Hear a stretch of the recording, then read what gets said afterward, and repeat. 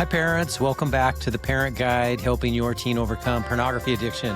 I am your host, Matt Bulkley, a licensed psychotherapist. For the past 25 years, I've been working with families just like yours, navigating these challenging waters. And if you're new here, this is a safe place where we talk openly about one of the toughest issues facing teens today, and that is pornography addiction. And we do it without judgment, just real tools, science-backed insights, and hope. I see it every day in my practice, the office setting at Therapy Associates in St. George, Utah, and with my families that place their teen at Starguides. So parents, if you have ever caught yourself thinking, why can't they just stop? They promised 100 times. Or if you've ever heard your teen say, I can quit anytime I want, starting tomorrow, and that tomorrow never seems to arrive, then buckle up. Today's episode is going to feel like someone finally flipped on the lights in a dark room. We're going to dive deep into what we refer to as stuck on repeat, why your teen can't just stop porn. And we'll unpack the sneaky whirlpool of addiction that traps so many kids, reveal the 5-stage loop that keeps them spinning in circles, and most importantly, give you as a parent a practical roadmap to help them break free. And remember, this isn't about shaming or scaring. It's not scare tactics. It's about understanding the brain science, the neuroscience, so that you can be the lifeline that your teen needs. Before we jump in, a quick shout out for tuning in. I know how valuable your time is. I know how many resources there are out there, and I'm honored that you have chosen to be a part, and I hope that it provides you something helpful for your family. So start with picturing this. Life is like a river. Most of us are paddling downstream, occasionally hitting rapids, and sure, maybe getting knocked around by a wave or two from time to time. But overall, we're moving forward, growing, building relationships, chasing dreams. But an addiction, that is a whirlpool in this river. From a distance, it looks almost harmless, just a little swirl on the surface, nothing to worry about. But if you drift too close, that current grabs hold, spins you around, and before you know it, every bit of strength that you throw at it just pulls you in deeper. And that's pornography addiction. Pornography addiction is one of the sneakiest whirlpools out there for teens, and it's so easy to hide. There's no needles, there's no bottles, no obvious tracks, almost an endless supply, super easy to sneak. Consequences don't hit like a tidal wave. They creep up slowly, eroding confidence, straining relationships, sidelining futures, and let's be real, society does not help here. We hear whispers like, well, at least it's not a heroin addiction or an alcohol addiction, or everybody does it, it's not that big a deal. But here's the truth, your teen's brain does not know the difference. The same reward circuits that fire up for cocaine or opioids, they light up for porn, sometimes even stronger because it's unlimited, it's private, and it's free. In fact, recent research from just this past year, 2025, backs this up. A study in Frontiers of Human Neuroscience showed that sustained exposure to internet pornography leads to intense dopamine releases, creating cravings and dependence similar to substance addictions, drug addictions. And according to a Psychology Today study, kids are seeing porn for the first time now at an average age of 12, with 15% reporting exposure by age 10 or younger. And that's staggering. The research shows 93% of adolescent boys and 62% of adolescent females have been exposed by their teen years. So let me make this real with a story that I actually hear variations of this every week in my practice. Meet Michael, and of course not his real name, but his story and journey is all too common. Around age 11, friend at school showed him some images on a phone during a recess break. Of course, Michael knew it was wrong. His parents had talked about internet safety, and in church, they'd been clear about sexual boundaries, but curiosity got the better of him, and he thought, well, just this once, what's the harm? And by 13, he had started sneaking peeks on his phone after bedtime, get his heart racing, telling himself, it's no big deal. And at 14, he became a pro at clearing browser history, using incognito mode, and even setting up secret apps. And as it spiraled, every free minute with the screen, it ended up turning into a potential hunt for porn. And the gaps Between those just once moments shrank from months to weeks and then days, and then sometimes even hours. And one night after a particularly long binge, he ended up looking in the mirror in tears and whispering, "This isn't just a bad habit anymore. This thing owns me." So parents, if this sounds familiar, you're not alone. Michael's story highlights how quickly and how that progression of getting stuck in that whirlpool can form, especially in our hyper-connected world where porn is just a click away on any device that has internet access. Well, let's zoom into where things went wrong for Michael. And honestly, for most teens in a similar situation, he made 3 fatal mistakes that amplified the whirlpool's pull. And parents, if you can help your teen spot and avoid these early, then you can stop the cycle before it spins out of control. Mistake number 1, he fed the curiosity instead of starving it. So the curiosity part, not bad, it's normal. But instead of exploring it the right way, he fed it. So that first peak, it sparked something. Instead of shutting it down, maybe talking to a parent or distracting himself with a game or sport, he let it linger. And instead of seeking information about that curiosity through a responsible channel, he let it linger, and 1 look became 2. 2 became just checking something out. And before long, the curiosity turned into compulsion. Think about it like feeding a stray cat. You do it once, it comes back, keep feeding it, and soon it's living in your house. So mistake number 2, he went lone wolf. Michael never told a soul, didn't tell his parents, didn't tell a teacher, didn't tell his best friend. He bottled it all up, convinced that admitting it would make him a failure or would get him into huge trouble. But secrecy is like oxygen for addiction. It lets it grow unchecked in the dark. If he had shared early, someone could have stepped in with support or accountability, maybe even professional help. Instead, the isolation made the shame worse, pushing him deeper into that addictive pattern. And mistake number 3, he let it escalate without boundaries. So what started as occasional mild curiosity turned into daily compulsive behavior. He stopped fighting the current and started swimming with it, escalating into riskier content, longer sessions, sometimes hours upon end, late night binges, and then lying to cover his tracks. It's by not setting limits early, using filters on devices, or having scheduled screen-free times. The habit snowballed. So if Michael had confided in a trusted adult at age 11 or 12 or even at 13, his story could have ended differently. But that's how fast this escalates in the shadows. And parents, don't beat yourself up if you've missed these signs. They are subtle, and so many teens are sophisticated and skilled with technology, and even vigilant parents can miss signs because of how sophisticated teens are at seeking it out. But now that you know, you can start the conversation.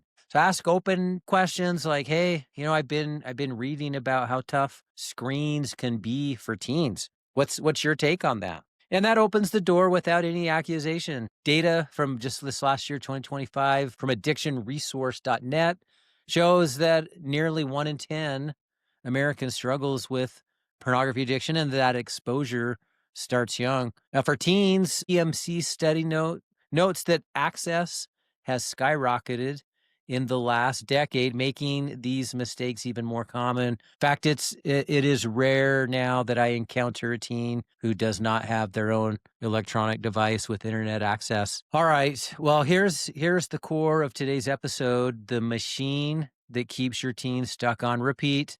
It's a 5-stage loop, a cycle, an addiction cycle. It's like a vicious cycle wheel that spins faster with every turn.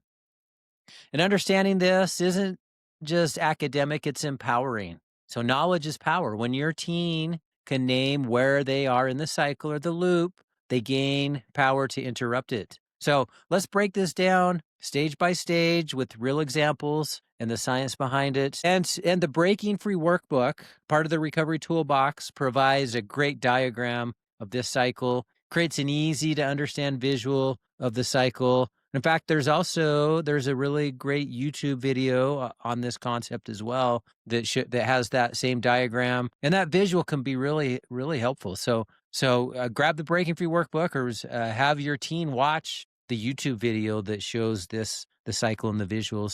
So stage 1, the emotional triggers. This is at the top of the cycle. Life as a teen is full of landmines, stress from school, maybe feeling inadequate as they scroll through perfect Instagram lives, loneliness when friends bail on plans, or just plain boredom on a rainy afternoon or on a Saturday. And these aren't just fleeting feelings, they're the entry points. So your son might feel overlooked by someone who he has a crush on, or your daughter might feel invisible in her friend group. Important whispers of promise. I'll make this hurt go away. And it does, at least temporarily. But as that 2025 research from Stanford Medicine points out, these triggers hijack the same dopamine pathways as other addictions, making porn a go-to escape. So let's take a pause here. I want you to think about your teen and what triggers might they be facing. Maybe exam pressure or social drama, and recognizing these helps you to build safeguards, things like even as simple as a family game night to combat that boredom. And here's the thing, everybody has emotional triggers. So as much as we want to try to live life free of negative emotion, the reality is that we're all going to have the emotional triggers, and it's how they're managed. So next stage in the cycle is the craving stage, stage 2. So this often plays out with maybe a random sexual thought that pops up. Again, totally normal for teens navigating puberty, but instead of letting it pass like a cloud, they linger on it, start to dwell on it, and then brain kicks in, releasing dopamine just simply from the anticipation. Then fantasies start looping in their mind, and the tasks at hand, schoolwork, fades into the background noise. It's like smelling fresh cookies baking, the craving builds until you can't ignore it. So another study, just again last year in the Journal of Medical Internet Research on pornography watching disorder, found this anticipatory dopamine is a key risk factor in young people. So in fact, sometimes as the cycle starts to spin, just the anticipation of the acting out in and of itself provides as much of the dopamine hit as the actual acting out process does, or the seeking out pornography and then masturbation. So for Michael, this stage hit during downtime. It was after sports practice, or was alone in his room. The key is to interrupt it early with alternatives. Maybe a quick workout, calling a friend, being able to disrupt the cravings, being able to get out of their head, and to interface with something that's real.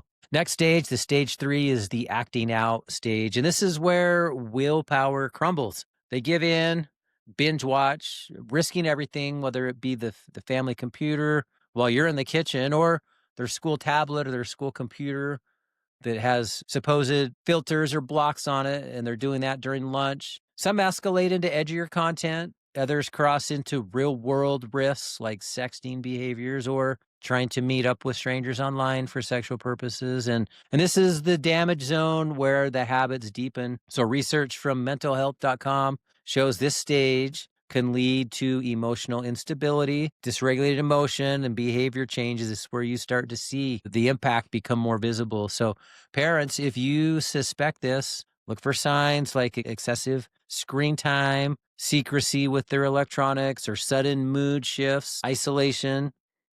And if you do, don't confront in anger, approach with empathy. Next stage is the stage 4, the temporary relief stage. And for those 10 or 20 minutes post binge, the world feels okay. Pain vanishes, the stress melts. It makes peace and control, but it's a fading high and shorter each time, leaving them chasing more. PMC article just here from a few months ago in September of 2025 notes that continuous use flattens emotional responses, reducing real life connections. And this is where just the numbness starts to kick in, and the apathy starts to kick in. And then finally, the stage 5, regret and shame. The crash hits hard, high's gone, guilt floods in. Thoughts like, well, I'm disgusting, I'm broken, I'm never going to do this again. They vow to stop until the next trigger. Maybe it's a day, maybe it's 2 days, maybe it's a week, maybe it's 2 weeks, but the loop accelerates. And here's the thing, parents, this isn't This isn't weakness. It is neurochemistry. Research in the archives of sexual behavior confirms porn's dopamine spikes rival hard drugs, rewiring the brain. And with 54% of teens exposed by age 13, the loop is ensnaring more kids than ever and at an earlier age. Well, let's talk about why it is so hard to break, how to break this cycle, how to get out of the loop. So every spin through that loop carves deeper grooves in the brain, those neural pathways that make porn feel relieving as the porn equals relief becomes a super highway, while healthier options like running or exercise or talking to you as a parent, playing music become forgotten dirt roads. And that's why the just try harder or use more willpower flops, because you can't outmuscle a rewired brain. You have to rebuild those paths with consistent new habits. So a study, again, from last year on brain structure, and this was from the JAMA, the Journal of American Medical Association Psychiatry links. It links porn consumption to functional connectivity changes, essentially altering how the brain processes rewards. But the good news, brains are plastic, especially in teens. That neuroplasticity is still highly moldable. So with support, they can rewire and start small. Replace cravings with a dopamine detox activity, like some type of hobby or music or journaling. So I know this probably can feel discouraging, can feel frustrating, but let's loop this back into some hope. But here it is that understanding this cycle, the addiction cycle, is the cheat code. As we talked about, knowledge is power. And when your teen, when they can say, well, I'm in stage 5 or I'm in stage 1 because I can feel the triggers, I can feel the anxiety and the frustration from bombing a test at school, then the grip starts to loosen. So teach them to interrupt at stage 2. This is where they've experienced the emotional trigger, but rather than moving into the cravings part, disrupt it there. Could be things like a cold shower or taking a walk, texting an accountability partner, journaling, listening to music. And Michael did just that. So just to kind of end his story, he finally opened up around age 16, got into some therapy, started to build new habits. And while the recovery didn't occur overnight, but with time and effort, he did kick the addiction. And today he is probably 23, 24, married, thriving, and actually mentors other guys. So you're not helpless. I want you to do 3 things as you hear this. So 1, I want you to listen to this with your teen or watch the YouTube video that is the same title. Is it awkward? Yeah, I mean, maybe, but silence is worse. So that's number 1. Number 2, I want you to grab the Recovery Toolbox for Teens. You get this in the bookstore at therapyassociates.net. So it's the blue Recovery Toolbox. There's a brown one, which is the adult version. You want the blue version. Includes the Breaking Free workbook, the parent guide, and the 101 tips for quitting porn. And this trio of resources can be your guide to help your teen escape the porn trap and break free from the addiction. And then 3, I want you to subscribe. Anywhere you get your podcast, Spotify, Apple Music, YouTube, want you to join us. Join us for these weekly podcasts and YouTube videos. Rate us. Join next week because we'll have the latest in strategy, research, and support for helping your teen to overcome pornography addiction. And most importantly, remember, your teen is not doomed. Yeah, it's true. They are caught in a whirlpool, but you have the map now, and you're not alone, and neither are they. So parents, thanks again for joining today, and I will catch you in the next episode.